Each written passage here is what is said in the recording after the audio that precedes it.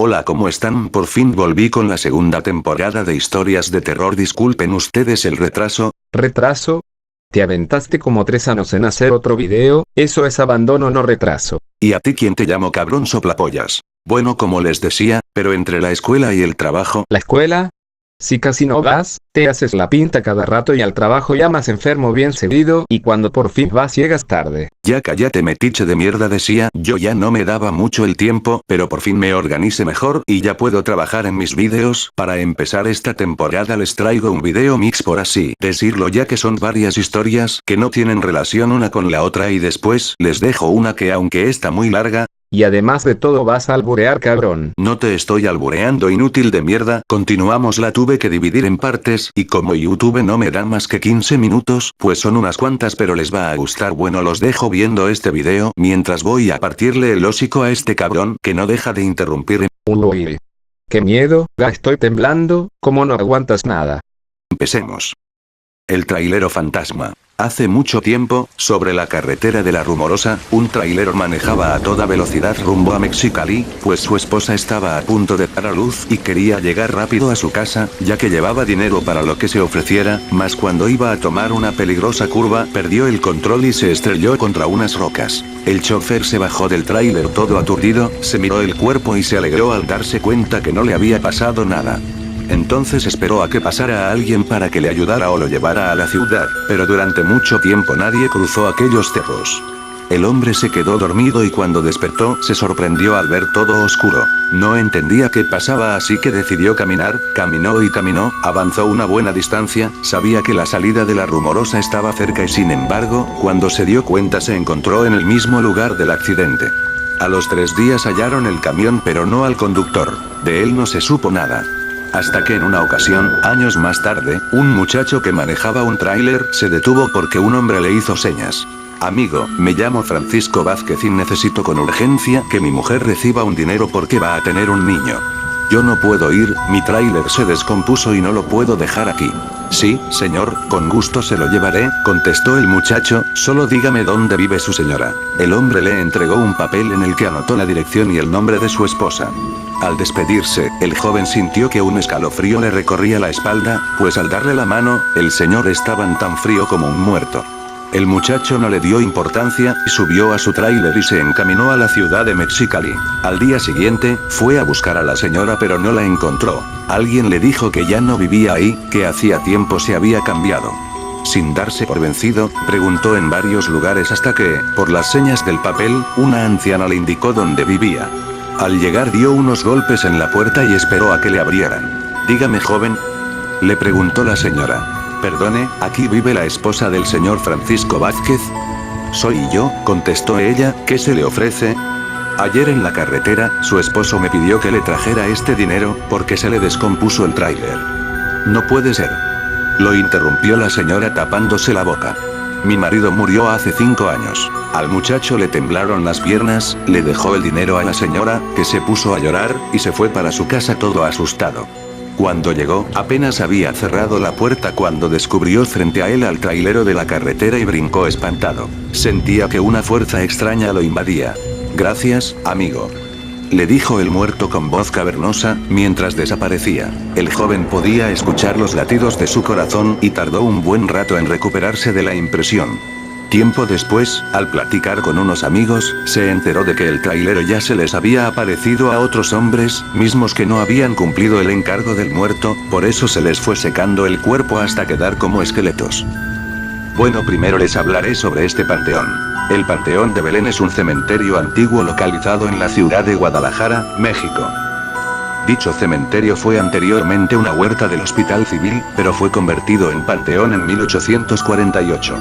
Fue proyectada por el arquitecto Manuel Gómez Ibarra a solicitud del obispo don Diego de Aranda y Carpinteiro.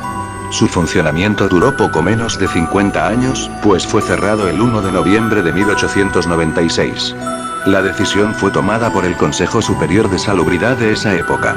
Actualmente funciona como un museo que representa parte de la historia de Guadalajara, el cual alberga un sinfín de nichos 900 para ser exactos de cantera rosa. Y bueno, esta es la primer leyenda.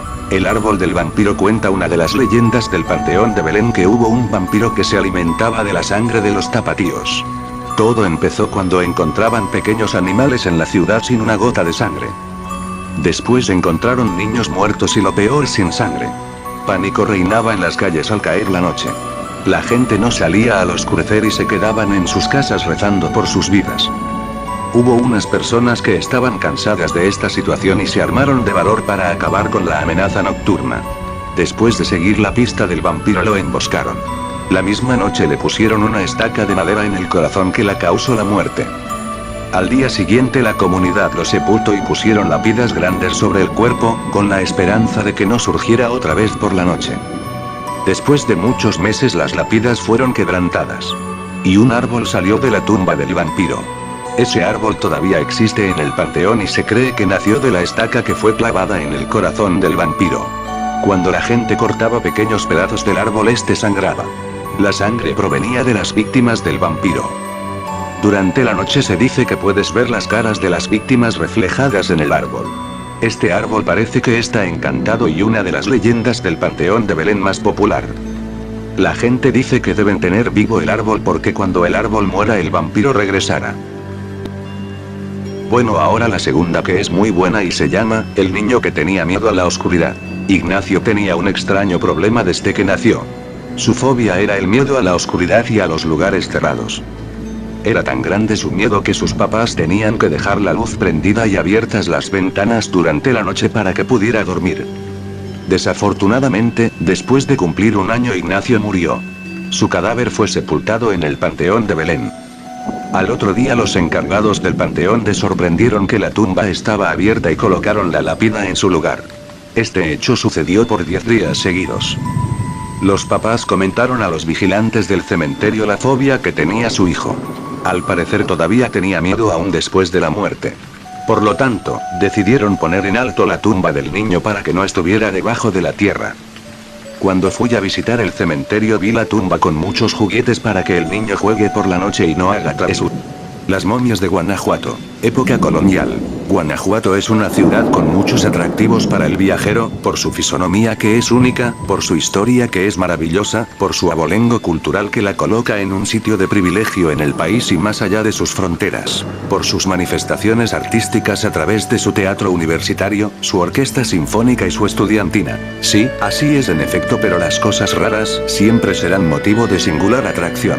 La gran mayoría de turistas, los que por primera vez vienen a Guanajuato, han recibido de los anteriores, de manera especial, 2 recomendaciones. El Callejón del Beso y que vean las momias. La momificación se debe, sin que sea esta una opinión científica, a la ventilación especial, es decir, a la altura más bien que al terreno, pues lo mismo ocurre en las gavetas que en el suelo. Con toda seguridad que el fenómeno tiene lugar desde que fueron exhumados del panteón municipal, al término del tiempo reglamentario, los primeros cadáveres. Ese término es de 5 años, pero la momificación debe consumarse antes. El dato de mayor importancia para nuestra población es la circunstancia de la gran mortandad que hubo y porque varios de los cuerpos, por temor a que se propagara más la peste, eran inhumados casi enseguida de que se declaraban muertos. Así sucedía que en algunos casos se les sepultaba cuando en realidad todavía no expiraban, de modo que al volver de aquel estado cataléptico, ya en la tumba, morían finalmente por desesperación, por angustia o por asfixia.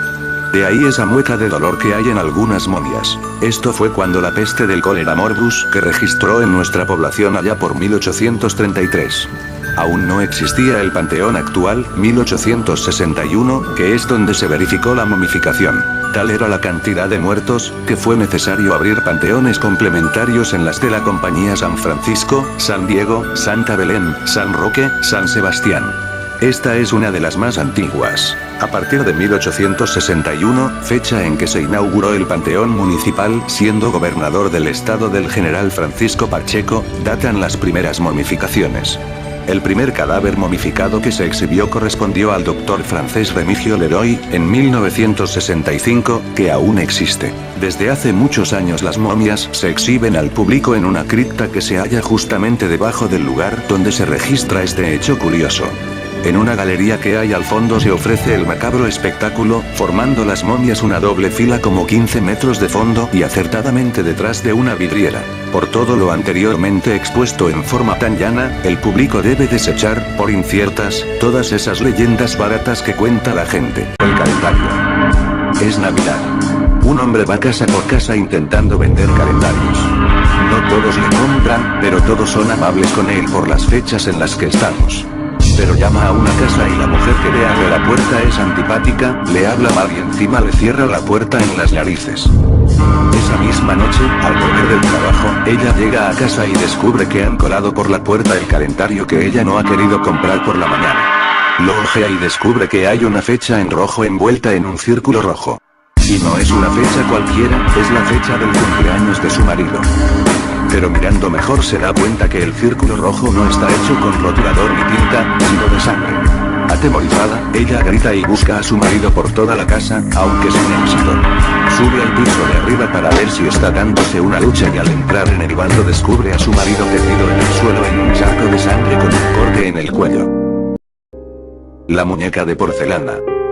Isabel tenía solo 7 años y medio, pero ella podía tener todo lo que le gustaba gracias a su mirada de pena que les ponía a sus padres. Esa misma noche, la pequeña tuvo dificultades para dormirse ya que solo pensaba en su futura nueva muñeca. Incluso si tenía un brazo menos, era la muñeca de porcelana más bonita que había visto nunca. Ella tenía muchas, pero esa iba a ser la más bonita de su colección. A la mañana siguiente, Isabel desayunó viendo sus dibujos favoritos, como cada mañana. Había soñado tanto con su muñeca que tenía sueño, estaba cansada y ya no quería esa muñeca. Ya no le gustaba. Así que pasó el día enjugazada con otras cosas y no le recordó a su madre que tenían que ir a por la muñeca, porque ya no la deseaba. Llegó la noche e Isabel fue a acostarse al piso de arriba. Ella tenía miedo de estar arriba sola, así que su madre subía con ella y se ponía en la habitación de al lado a coser. Una media hora más tarde de haberse acostado, una voz aguda despertó a la niña susurrándole al oído. Subo 1, 2, 3 escalones, la pequeña Isabel gritó asustada llamando a su madre. Mamá, hay alguien en la escalera que hace ruido. Su madre la tranquilizó diciendo que no había nada en absoluto. En cuanto la madre abandonó la habitación, Isabel volvió a oír ese susurro que le dijo subo 4, 5, 6 escalones, de nuevo Isabel llamó a su madre. Su madre le volvió a contestar que se tranquilizara, que sería el ruido del frigorífico. Pero la pequeña voz continuó subiendo las escaleras. Subo 7, 8, 9, 10 escalones y ya estoy en el pasillo, repitió la pequeña voz con una risa sarcástica. A la mañana siguiente, la madre de Isabel se sorprendió de despertarse antes de ella. Pero pensó en las dificultades que había tenido para dormirse y pensó que estaría cansada. Pero transcurrida una hora le pareció raro que aún no se hubiera despertado, por lo que subió a ver cómo estaba su hija. La madre gritó con terror viendo a su hija ahogada en su propia sangre y apuñalada más de 17 veces, con el brazo arrancado y viendo a esa pequeña y adorable muñeca de la tienda de antigüedades con el brazo de su hija como sustituto de la niña del accidente. Una pareja vuelve a casa ya bien entrada la noche después de haber estado en una fiesta en casa de unos amigos. Viven en un pueblo alejado de la ciudad y para llegar a él tienen que recorrer una carretera que atraviesa un bosque. Atravesando el bosque, ven que hay un coche estrellado. El coche se ha empotrado en un árbol pero al lado del coche hay una niña ensangrentada. Se detienen en el instante. La niña está muy pálida, debido al susto del accidente piensa la pareja y no llora ni nada. Cuando inspeccionan el interior del coche para que qué tal están los ocupantes, advierten que el piloto y el copiloto están muertos, pero no parece que sea por el accidente solamente, ya que tiene una especie de corte en el cuello. Sospechando que los padres han sido asesinados por alguien y temiendo que esté cerca, meten a la niña corriendo en el coche y emprenden el viaje a toda velocidad hasta el pueblo, para avisar allí a la policía y que acuda al lugar de los hechos. La niña sigue sin hablar, debido suponen al estado de shock de todo lo que ha tenido que presenciar. El conductor va a toda velocidad, está deseando llegar y sentirse a salvo, el silencio del coche es inmenso. Cuando se gira para tranquilizar a su mujer, la encuentra con los ojos en el vacío, la boca abierta y la garganta cortada, mira por el retrovisor y ve a la pequeña chica sujetando un cuchillo lleno de sangre.